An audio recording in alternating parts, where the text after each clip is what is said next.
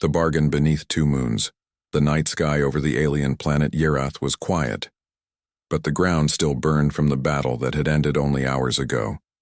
Smoke rose from broken buildings. Metal pieces lay scattered like bones of a dead machine. Two large moons hung low, casting a blue and red glow over the land. Dr. Aaron Hale, a human medic from Earth, moved slowly through the ruins. His uniform was torn, his face covered in dirt and sweat. He was supposed to help the wounded soldiers from both sides, but now he was alone. His scanner beeped. There was life nearby. He followed the signal and pushed aside a half-melted steel door. Inside, surrounded by broken glass and blood, was a young alien girl. Her skin was a soft silver, glowing faintly under the moons. Her eyes were closed, and her chest rose and fell weakly. Blue blood soaked the floor beneath her. Aaron's heart raced. He dropped to his knees beside her and checked her pulse. It was fading. "Hold on," he whispered. "I'm not going to let you die." He pulled out a healing injector from his kit. It wasn't meant for alien biology, but he had no choice. He pressed it against her neck. She flinched, but didn't wake. "Who are you?" he asked softly. "Why were you left here?" Suddenly, a sound behind him made him turn. A tall figure stepped into the room. His armor was black with red lines running across it. A long cape dragged behind him. His eyes were sharp and his face was marked with scars. He was clearly a warrior, but he didn't raise a weapon. Instead, he looked at the girl. "She is my daughter," the alien said. Aaron stood quickly, tense, ready to defend her. "You did this to her?" Aaron asked. The warrior shook his head. "No, others did. Enemies. They feared her bloodline." "Then help me save her." The alien stepped closer. His eyes were tired, not just from battle, but from something deeper. Regret, maybe. "If you can save her, she is yours," he said. Aaron blinked. "What are you saying?" "I am Verex. She is Sayela, my daughter, my shame, my hope." He paused, voice low. "Take her. Heal her. Protect her. She is yours now." "What do you mean yours?" "She's not some object to give away. I cannot keep her safe anymore. Too many want her dead. You, human, you are unknown to them. They will not expect this." "And what about you?" Aaron asked. "I cannot follow. If I stay near her, they will come." Varric stepped back into the shadows. "She has power but no guide. Maybe you will be better than I was." Aaron looked at Sayla, then at Varric. "Why trust me?" "Because you're the only one who didn't walk past her body." With that, Varric turned and disappeared into the darkness.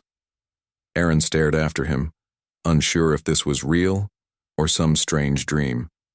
But the girl's shallow breathing brought him back. "Okay, Sayla," he said softly. "Let's get you out of here." He carefully lifted her into his arms. She was light, almost weightless. Her hand twitched slightly as he carried her. Outside, the wind blew hot and sharp. Fire still burned in the distance. Aaron made his way to the small medical shuttle he had landed with hours ago. It was damaged but still had power. Inside, he laid Sayla on a clean surface and began scanning her again. Her body was rejecting the human medicine. She needed something else, something he didn't have. "Think, Aaron," he muttered. "You've dealt with worse. You can do this." He remembered an alien herb he had studied in a peace mission a year ago. It worked like a blood stabilizer in certain species. Maybe it would help her. He pulled out a vial from his bag. He only had one dose. "This is going to hurt," he told her gently. As he injected it into her arm, she gasped. Her eyes fluttered open. For a second they were bright purple, glowing softly. Her lips moved, but no sound came out. Then she slipped back into unconsciousness. Aaron leaned back, heart pounding. He had just accepted an alien girl from a warlord father. He had no idea what her powers were, no idea why others wanted her dead. But something in her eyes told him one thing. She didn't want to be a weapon. She just wanted to live. The girl who didn't speak, The inside of the shuttle was quiet, except for the low hum of the medical scanner and the shallow breathing of the alien girl. Dr. Aaron Hale sat beside her, eyes locked on the screen. Her heart rate was steady now, but weak. He had managed to stabilize her, but only just. Sayla. Her name echoed in his mind. The daughter of Varex, the warlord who walked away. Aaron had expected many things from his mission on Yerath. Danger, maybe death. But not this. Not a wounded alien, girl placed in his care like a gift, or a burden. He watched her sleep. Silver skin smooth like metal, faint blue lines glowing under the surface. Her breathing was soft, but every few minutes she twitched, like something inside her was fighting to wake up. Or to stay hidden. He leaned back and whispered, "What are you, Sayla?" She didn't answer. She never did. Hours passed. Aaron tried talking to her, gently at first, then louder, but her eyes stayed closed. Even when she opened them for brief moments, she never spoke. Not a word. Not a sound. She looked at him sometimes, really looked, but stayed silent, like a statue learning how to be human. He showed her simple things: water, light, heat. She reacted to each with cautious eyes, but no voice. Days passed, still no words. Aaron started to wonder if her silence was physical or something deeper. One night, as he sat beside her bunk, watching over her, the lights of the shuttle flickered. Aaron frowned. A signal was coming through the long-range scanner, coded and unfamiliar. He leaned in, adjusting the dial. Target location confirmed. The girl. Retrieve at all costs. Terminate the human if needed. His blood ran cold. They were coming for her. And him. He shut off the scanner and turned. To her. "You have to wake up," he whispered, his voice shaking. "They're coming. They want you dead." Her eyes snapped open. Purple. Glowing. Wide awake. But she still said nothing. She stared at him for a long moment. Then, slowly, she sat up. Aaron stepped back in shock. Her movements were precise, smooth, like a soldier rising from sleep. She stood on unsteady feet and reached toward him, not to attack but to touch his hand. Her fingers were cold. She held his wrist tightly. Then she spoke one word. "Run." They escaped the shuttle just in time. As the first ship landed near the crash site, Aaron and Sayla had already disappeared into the blackened forest beyond the ash plains. The ground was cracked, the air thick with smoke, but they kept moving. She walked without fear. Aaron had questions, but there was no time. Behind them, shadows moved. Hunters in armor, silent and deadly. "Why are they after you?" Aaron asked. Between breaths, Sayla looked ahead, then paused. She turned to him, her voice soft, broken. "They want what's inside me." "What do you mean?" She didn't answer. Instead, she raised her hand toward a dead tree. Her eyes flickered. Suddenly, the tree burst into blue flame. Silent. Cold fire that didn't burn but twisted like wind. Aaron staggered back. "What the hell?" Sayla looked down, ashamed. "I didn't ask for this." Aaron saw the pain on her face. This power, it scared her. They found shelter in an old stone ruin deep in the ash forest. Once a temple, now broken and forgotten. Inside, Aaron tended to his cuts. Sayla sat in the corner, staring at the blue flames dancing in her palm. "Don't have to be afraid," he said gently. She shook her head. "I hurt people. You saved me. I killed others. You were protecting yourself." Her eyes met his. "They made me like this. I wasn't born. I was built." Aaron's breath caught. "What do you mean, built?" "My father. He used forbidden tech, spliced blood, added pieces." "Pieces of what?" Sayla looked up, at the ceiling blinking slowly. "Human." Aaron's heart stopped. "What?" "They found old DNA. From humans who died long ago in the war. Varex believed human empathy was strong. He wanted to give it to me. Aaron sat down slowly. So, you're part human? She nodded. But it didn't work. I felt too much. They said I was weak. Aaron swallowed hard. You're not weak. She turned to him, her face cold. Then why did he give me to you? Aaron didn't know how to answer. That night, as they slept in the ruin, a shadow crept in. A soldier, silent, armored, and fast. He raised his weapon at Sayela's sleeping form. Aaron woke in time to shout, "No!" He jumped forward. The blast hit his shoulder, sending him crashing to the wall. The soldier aimed again, but before he could fire, Sayela stood, eyes glowing bright, hair floating in the air, hands raised, and the world stopped. Literally, the dust in the air froze. The soldier couldn't move. Sayela walked toward him, silent. She placed one finger on his forehead. His armor cracked. His body dropped. Then time moved again. Aaron groaned, holding his bleeding shoulder. Sayela ran to him. "You're hurt," she said, voice trembling. He smiled through the pain. "You spoke again." She nodded, tears in her eyes. "I don't want to hurt people anymore." Aaron placed his hand over hers. "Then let's find a way to stop this together." Escape from the ash zone. The air in the ash zone was heavy and dry. Black dust floated like snow, coating the broken trees and the jagged rocks.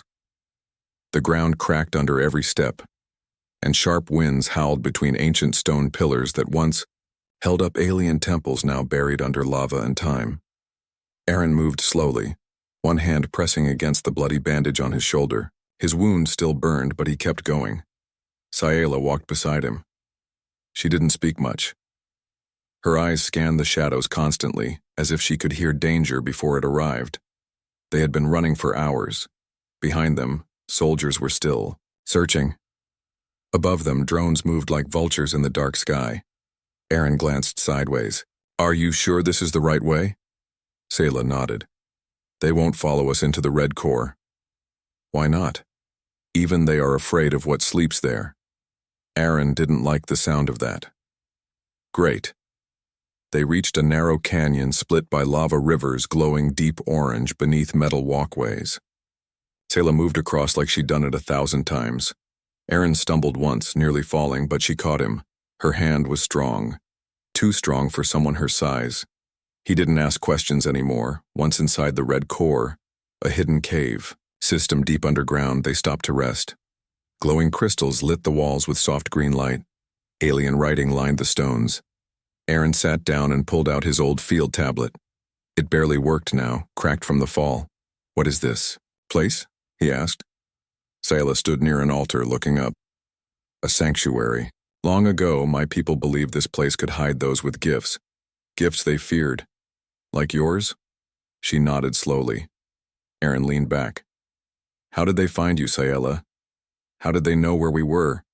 She hesitated, then placed her hand on her chest. "I was tagged." "What?" "My father marked me before he gave me away. He said it was protection, but it's a tracker." Aaron's eyes widened. "You're saying they've been following you because of that?"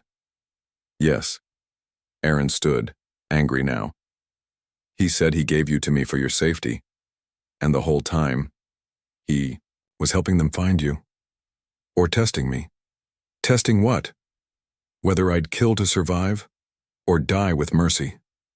Before Aaron could speak, the ground shook. Not a small tremor. A deep, angry roar echoed through the cave system. "What was that?" Aaron asked. Sayela turned, eyes glowing faintly. "Something's waking up." "That's not good, is it?" "No. The ash zone was not just a dead land. Beneath it, old machines slept. Machines from a forgotten war, buried by both sides. Weapons so dangerous both humans and aliens had agreed to never touch them again. But now, the heat from the recent battles, the energy from Sayela's powers, and the soldiers chasing her, had reactivated one of those machines. A mechanical guardian. Giant. It rose from the lava, one eye burning like a furnace, scanning the cave system for life. And it found them. The ceiling cracked. Stone fell. The roar came again, louder now. "We have to move," Sayla said. Aaron grabbed his pack. "You're the one who said it was safe. Down here." "It was, until you bled everywhere. The machine smells heat. And blood," Aaron muttered under his breath. "Fantastic." They ran. The cave lit up behind them as the giant burst through the wall, dragging its body of stone and steel through narrow paths. Its voice was not a sound, it was a vibration, a pulse in the air. Sayla stopped suddenly at a wall. Aaron shouted, "Why are you stopping?" "Because this isn't just a cave," she said, pressing her hand to the stone. The wall lit up, lines of light flowing like water. "It's a door." The wall slid open, revealing a hidden chamber. Inside was a floating platform with a console glowing with symbols. Alien energy hummed in the air. "Get on," she said. "What is this?" "The only way out." They stepped onto the platform. Behind them, the machine slammed into the hallway, roaring. Sayla pressed the console. Light exploded under their feet. The platform shot upward through the rock, faster than any human vehicle. They burst out of the ground like a missile, landing in the center of a dark valley surrounded by tall silver trees. The platform slowed, hovering gently above the ground. Aaron dropped to his knees, gasping. Sayla stood silently, eyes glowing brighter than ever. The valley was silent, but something about it felt different, peaceful, but too quiet. Aaron looked up and froze. They weren't alone. A line of black-cloaked figures stood at the edge of the trees, 10 of them, no weapons in hand, but every one of them had eyes like Sayla's, purple, glowing. One of them stepped forward, a woman with white hair and silver skin. She looked at Sayla. "You returned." Sayla bowed her head. "I didn't mean to. But you brought the human." Aaron stepped back. "You know me?" The woman nodded. "You were chosen. Long ago. Before you were even born. What is this, prophecy?" "No. Balance." She looked at Sayla again. "You carry the code, the blood, and the choice." "What choice?"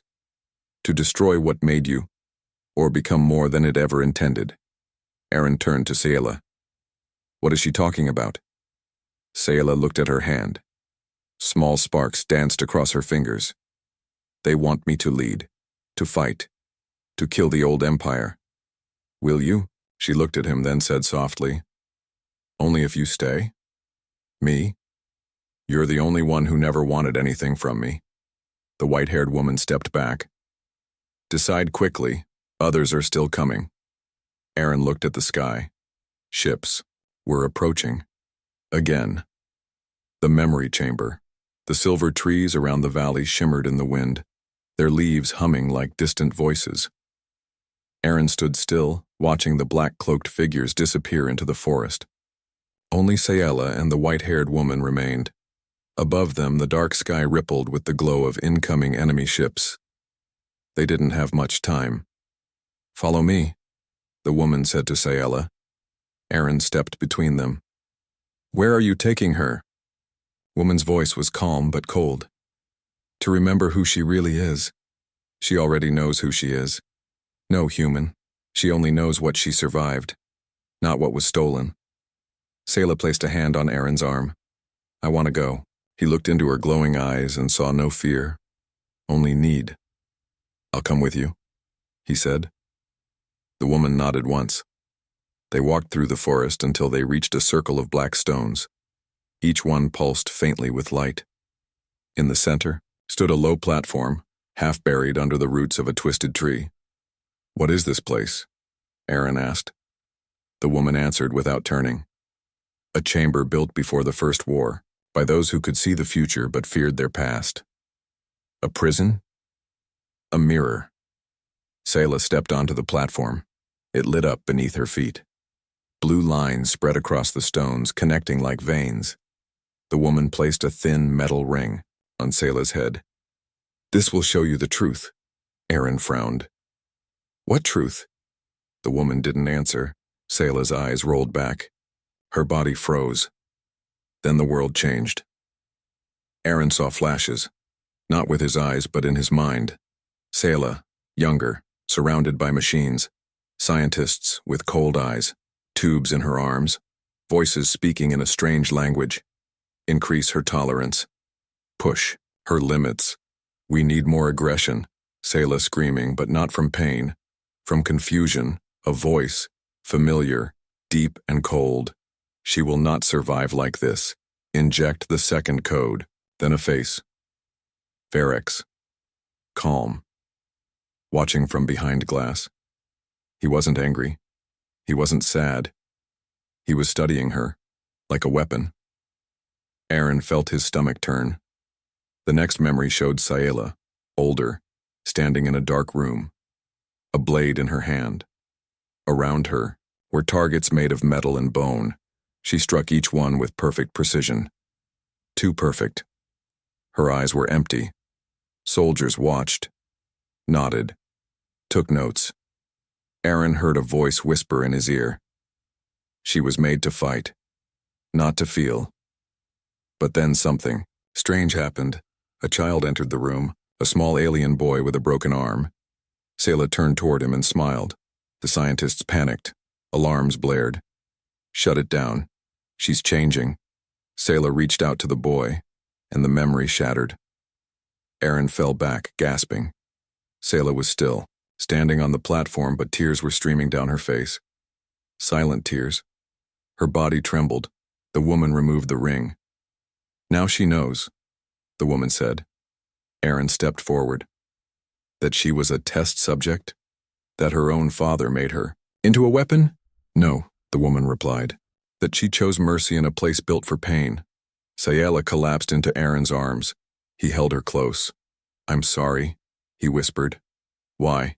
She asked, voice shaking. Because none of this is fair. The sky above cracked with sound. The ships had arrived.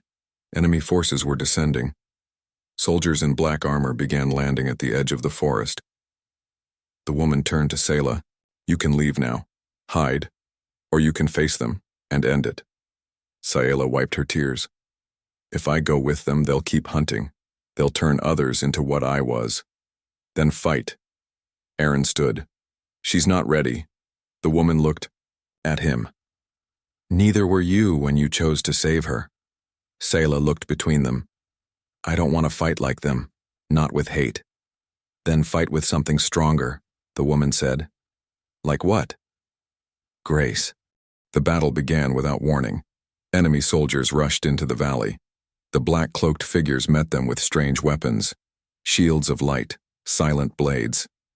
Aaron grabbed a plasma rifle from the old ruins. He knew how to shoot. But he didn't want to. Sayla stood in the center of the valley, hands raised. The sky darkened. Wind howled. Her body lifted slowly into the air. Her hair floated. Her eyes burned brighter than ever. I am not yours, she shouted. Her voice echoed like thunder. One soldier aimed a cannon at her. Before he could fire, she moved. But not like a warrior. Like a wave. A ripple of energy exploded from her body. Every enemy froze, not dead, not broken. Frozen in place. Their weapons melted into the ground. The earth beneath them shifted. The valley closed around them. The battle was over in seconds. Aaron stared in awe. She landed gently. The white-haired woman nodded once, then disappeared into the forest. Sayla turned to Aaron. I didn't kill them. No, he said. You gave them what they never gave you. Mercy. They stood in silence as the sun rose over the ash zone. A place of death, now quiet. The memory chamber behind them, and the future ahead. Barracks's true plan. The valley was silent after the storm. The soldiers who came to kill Sayla were still frozen in time, alive but helpless. Sayla stood among them, her silver skin glowing in the soft morning light. Her long white robe drifted in the wind, and her eyes, once wild with pain, now burned with clarity. Aaron watched her from a distance. He had seen soldiers win battles. He had seen warriors conquer enemies. But Sayla had done something different. She had stopped a war without blood. And yet, a part of her still looked broken. What now? Aaron asked, stepping toward her. Sayla looked up at the sky. He's coming. Aaron felt his chest tighten. Your father? Yes. The sky darkened again, this time not with warships, but with a single craft, sleek, black, silent. It descended like a falling star, landing in the center of the ruined battlefield. The door opened with a hiss, and Varric stepped out. Tall, armored, regal. His face was calm, unreadable, but his eyes, glowing faintly red, locked onto Sayla like fire. Aaron stepped in front of her. You're not taking her, he said firmly. Varric didn't reach for a weapon. Instead, he bowed his head slightly. I never came to take her. Then why are you here? Sayla asked, stepping forward. To tell you the truth. They stood in a triangle, father, daughter, and the human who had broken fate. Varric's voice was steady, almost cold. I created you because I wanted peace, he said. But I didn't know what peace meant. Sayla narrowed her eyes. You turned me into a weapon. I turned you into what I thought could survive. The galaxy doesn't forgive weakness. And what did you think I would do? Destroy for you? No, Varric said. I thought you would die. Quietly. Forgotten. Aaron was stunned. You sent her to die? I knew they would come for her. She is a symbol of everything they fear. Sayla clenched her fists, and you gave me away. Yes, Varric said. Because I couldn't kill you, and I couldn't protect you either. His voice cracked for the first time. But I could give you to someone. Who might? He looked at Aaron. A human. Someone outside the war. Someone with heart. Aaron stared, not knowing what to say. Sayla shook her head. You used him. Like you used me. No, Varric said. I believed, deep down, that you could become more than what we made you. He looked at the frozen soldiers around them. And I was right. For a long moment, no one spoke. Then Varric removed his chest armor and dropped it on the ground. His shirt beneath was torn, his chest scarred. He stepped forward and kneeled. I came not to fight, he said. I came to end this. Sayla looked at him stunned. Aaron whispered, Is this real? She didn't answer, because her mind was filled with memories of cold labs, sharp blades, voices telling her she was less than real. And in all of them, Varric had stood silently behind the glass watching, and now he knelt before her, unarmed. You don't get to kneel and fix it, she said, voice trembling. I know, Varric said. He looked up, eyes soft now. But you already fixed what I broke. Sayla didn't know what to feel. The silence was broken by another sound. This one. Metallic, sharp, growing louder. Ships. Multiple. Not from Varric, not from the soldiers she had spared, but from the ones who had built the labs, who had funded the creation of the girl with the code, the ones even Varric feared. Aaron looked up. Those aren't your people, are they? Varric stood slowly, his eyes narrowing. No. They're worse. Who are they? The architects. Sayla's heart dropped. She had only heard of them in whispers. Those who played with life behind the curtain, who saw planets as pieces on a board. They want me back, she said.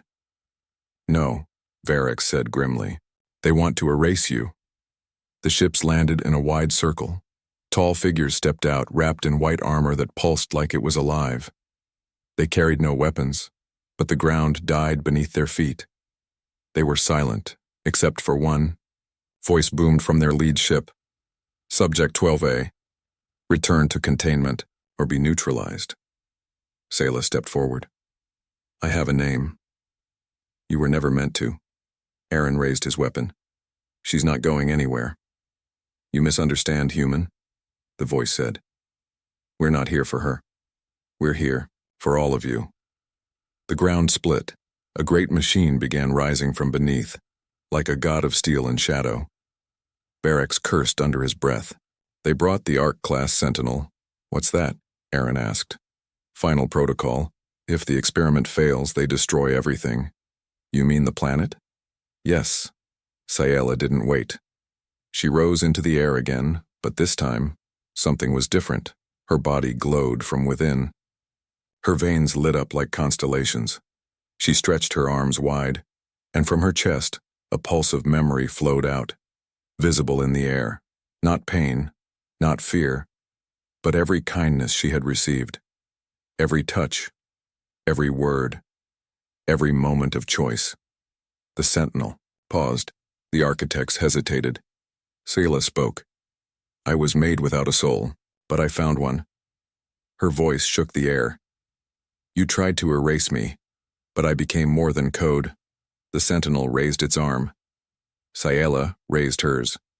Light met darkness. Power met machine. The blast lit up the sky, brighter than the sun.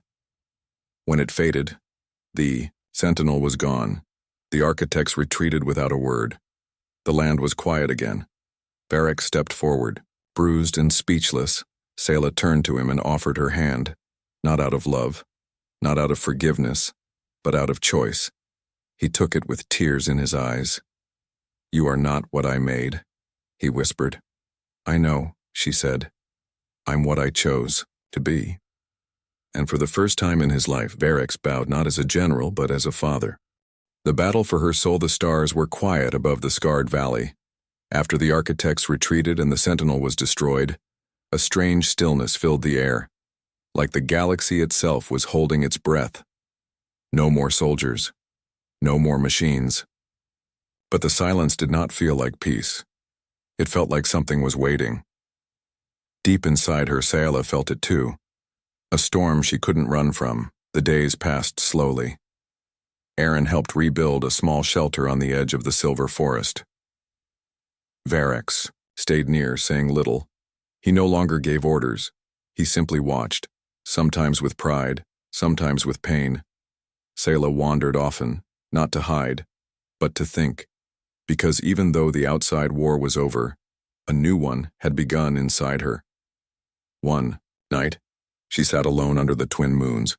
Her hands glowed softly, lines of light moving beneath her skin. She heard footsteps behind her. It was Aaron. He sat beside her quietly. After a while, he spoke.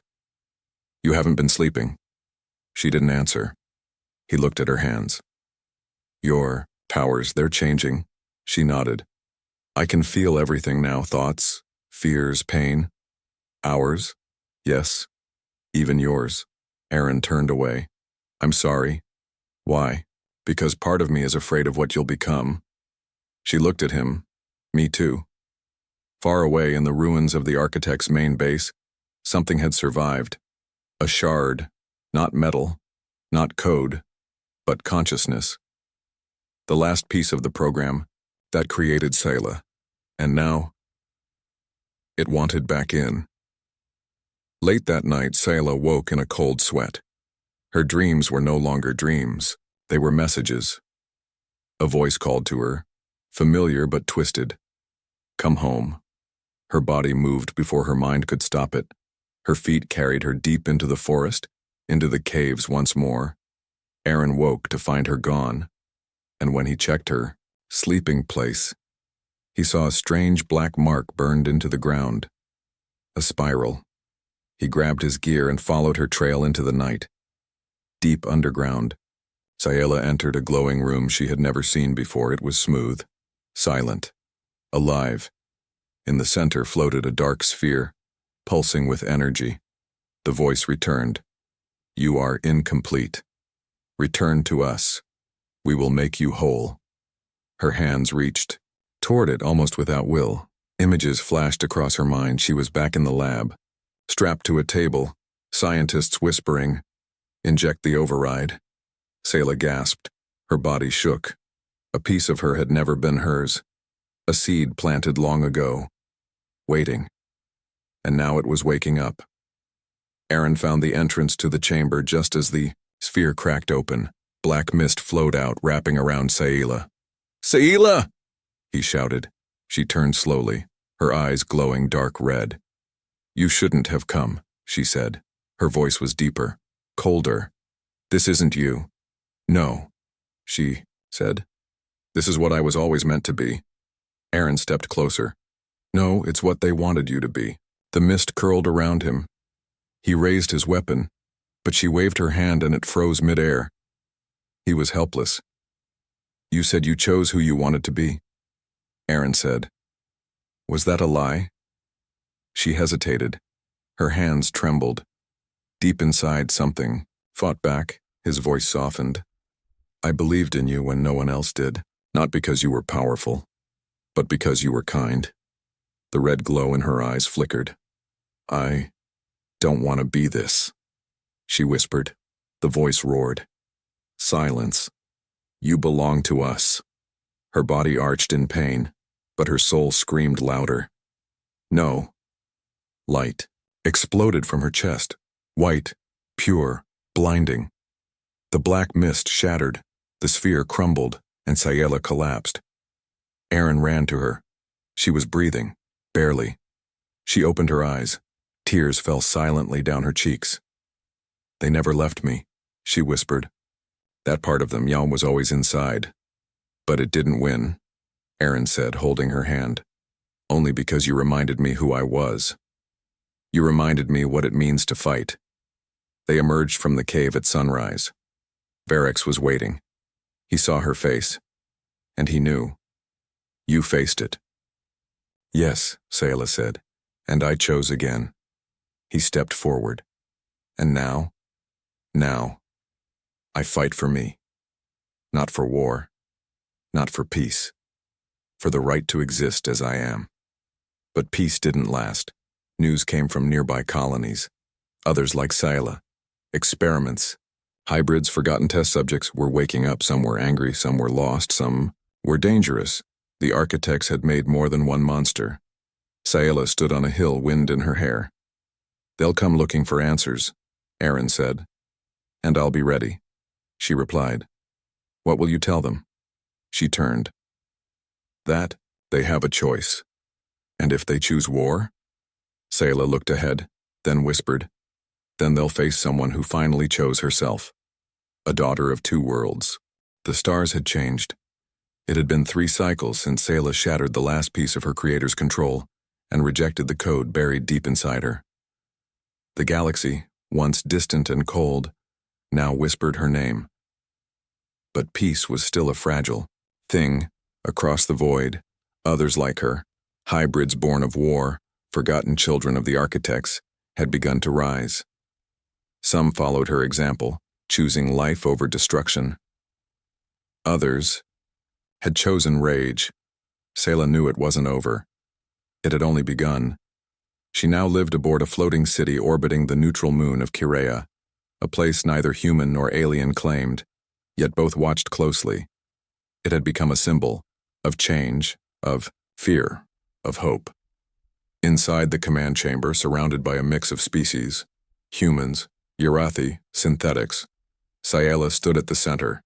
She wasn't dressed like a warrior anymore. She wore no armor, just a simple robe. But her presence made soldiers stand straighter. Leaders listen longer and enemies hesitate. Aaron stood beside her, quiet as always, loyal, watchful, changed. He had seen too much to be the same man. Today's meeting was different. Reports had arrived from the far edge of the spiral zone. 3 colonies destroyed, not by the architects but by hybrids. One of them, Unit. B had accessed powers stronger than anything Sayela had used. He was not seeking peace. He was building an army, and worse, he was calling Sayela out. He believes I betrayed what we are, she said, studying the holoscreen. Aaron leaned closer. He wants to be the future. He's wrong. What if others believe him? Then they were never ready for freedom, she replied. They were only ready for revenge. The room fell silent. Then Varric, standing at the back, stepped forward. This 9B, he's not just a fighter. He's smarter than the architects. He will try to use your story against you. Sayela turned to her father. Then I must give them a new one. They left that night. No ships, no armies. Just Sayela, Aaron, and Varix. 3 people. Two enemies once, now bound by something more powerful than blood. Under the cover of cosmic storms, they reached the rogue sector, a broken world called Drackle, once a testing site, now a graveyard of failed experiments. But life still breathed there, twisted, angry. Waiting, as they landed, the air was thick with static. Dark towers rose from the ground like blades, and standing atop the largest was 9B. His body was a mix of black crystal and living muscle, glowing veins running across his arms. His eyes burned with violet flame. He smiled. So the puppet finally cut her strings. Sayla stepped forward. You're not a puppet. You're just another cage. No, he said, voice like metal grinding. I'm evolution. We were made to be gods. Why settle for peace when we can rule? Aaron raised his weapon. B laughed. Ah, the human pet, always standing between gods and their glory. Sayla held up her hand. This isn't your war, Aaron. You think I'm letting you face him alone? She smiled sadly. I won't be alone. And then, the sky cracked. Dozens of figures appeared on the horizon. Hybrids, some with wings, some with armored skin, some barely looked alive. But all of them were watching, waiting. B raised his arms. You could lead them, Sayla. We were built to rule. Let the old worlds burn. Sayla stepped forward. Her voice echoed across the dead land. We were built without choice. But we are not what they made. Some of the hybrids looked uncertain. She continued. We can shape our own future. Not with fire, but with will. Laughed again. Will doesn't conquer galaxies. No, she said, but it frees them. Then he attacked. He moved like a storm, fast, brutal, wild. Sayla met him midair, their powers colliding like crashing suns. Light and shadow clashed, ground split, wind screamed. The hybrids watched in awe. Aaron and Varex defended the ship, holding off corrupted drones summoned by 9B's dark tech. But the real battle was between two souls, one born from pain, the other from choice. Roared, slamming Sayla into a cliff. You're weak, he shouted. You feel too much. She coughed, blood on her lips, then looked at him. Yes, she whispered, and that's why I'll win. She raised both hands and let go of her fear. Her light didn't burn, it healed. It reached the hybrid standing frozen in the dust. They felt her heart, her memories, her truth. One by one, they dropped their weapons. B screamed, traitors, but his voice trembled now because he was alone. Sayla stood again, no anger, just clarity. You're not my enemy, she said. You're just still lost. He charged one last time, and she caught him, gently. Their power flared, then vanished. He collapsed in her arms, not dead, just empty. Like the war inside him had ended, finally. Weeks later, the rogue hybrids had been given homes, not prisons. Some joined Sayla's rebuilding effort. Others left to explore the galaxy on their own terms. Drackle, once a dead world, had begun to grow again. Trees, grass, light. Aaron sat with Sayla by a glowing lake, watching the twin suns rise. You stopped a war with no army, he said. I didn't stop it, she replied. I just gave them another way. So what now? She looked up. We build something better. And the galaxy? They'll come to us, not because they fear us, but because they see what we've become. Later that year, a council was formed. Humans, Yarathi, hybrids, other species. They called it the Circle of Origin, and at its center, Sayla sat, not as a queen, not as a weapon, but as proof that what was made in darkness could still choose the light.